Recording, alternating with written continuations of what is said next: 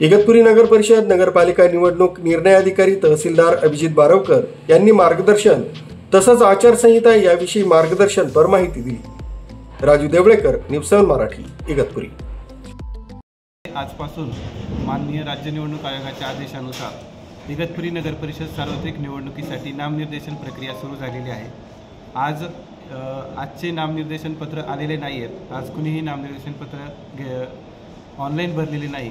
तथापि आपल्याकडे उमेदवारांना नामनिर्देशन प्रक्रिया कशी करावी, नॉमिनेशन बरोबर कुठले डॉक्युमेंट जोडावेत, नामनिर्देशन प्रक्रिया ही पूर्णपणे ऑनलाईन आहे। उमेदवारांनी नामनिर्देशन हे पत्र हे आयोगाच्या विविध वेबसाईटवर जाऊन ते ऑनलाईन भरणं गरजेचं आहे। शपथपत्र ऑनलाईन भरायचं आहे आणि त्याची प्रिंटआउट काढून आणि जे काही आवश्यक डॉक्युमेंट जोडून ते आरोहणकडे म्हणजे निवडणूक निर्णय अधिकाऱ्यांकडे ते सादर करायचं आहे। त्यानंतर पुढची प्रक्रिया देखील निवडणूक निर्णय अधिकारी ऑनलाईन करणार आहेत। याच्यासाठी आपण एकूण 5 प्रकारचे डेस्क लावलेले आहेत।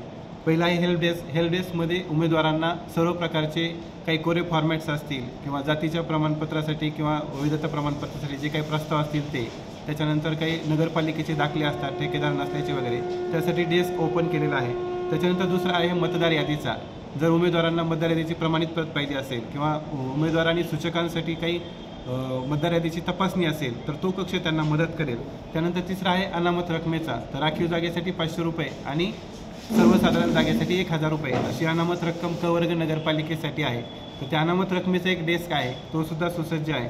त्याच्यानंतर प्राथमिक छाननी होणार आहे। प्राथमिक छाननी ही प्रभागनिहाय होणार आहे। आयोगाच्या परिपत्रकातील निर्देशानुसार जर काही किरकोळ स्वरूपाच्या चुका असतील किंवा उमेदवारांचं काही राहून गेलं असेल तर त्यांच्या ते तात्काळ निदर्शनास आणून द्यावं, अशा आयोगाच्या सूचनेनुसार आपण प्राथमिक तपासणी करत आहोत।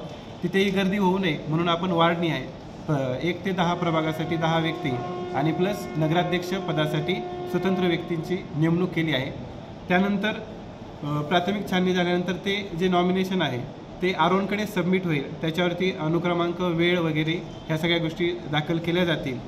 याच्यात सर्वात महत्त्वाचं म्हणजे 100 मीटर परिसरात कोणत्याही उमेदवाराला वाहन आणता येणार नाही। उमेदवार, त्याचा प्रतिनिधी किंवा एक सूचक यांनाच प्रवेश नामनिर्देशन कक्षात दिला जाईल।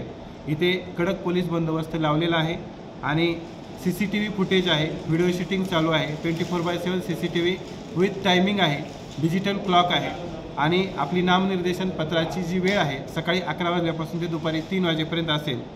आणि शेवटच्या दिवशीसुद्धा पोलीस बंदोबस्त वाढवण्यात येणार आहे। तसंच आपल्याकडे फ्लाइंग स्क्वॉड, SST, VST आचारसंहितेचे पालन करण्यासाठी पथके तैनात करण्यात आलेली आहेत। तसेच जे काही मनुष्यबळ लागणार आहे त्याची देखील तयारी झालेली आहे। आदेश पारित केलेले आहेत, त्यांचे प्रशिक्षण आम्ही शासकीय ITI मध्ये घेत आहोत। आम्हाला EVM मशीन्स प्राप्त झालेल्या आहेत। EVM मशीनची प्राथमिक तपासणी FLC ज्याला म्हणतो आपण, ती आम्ही सुरू केलेली आहे।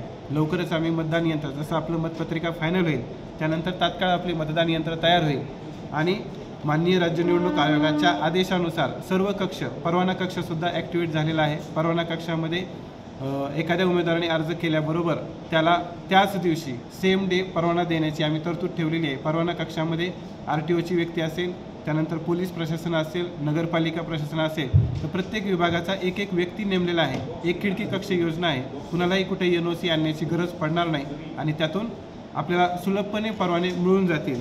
अशा पद्धतीनं पूर्णपणे नियोजन आहे। निवडणूक निर्णय अधिकारी, त्यांचं कार्यालय आणि त्यांचा पूर्ण स्टाफ हा आयोगाच्या निर्देशानुसार पूर्णपणे सुसज्ज आहे। आपल्याला या निवडणुका भयमुक्त वातावरणात आणि आयोगाच्या निर्देशानुसार पारदर्शक पद्धतीने पार पाडायच्या आहेत। धन्यवाद।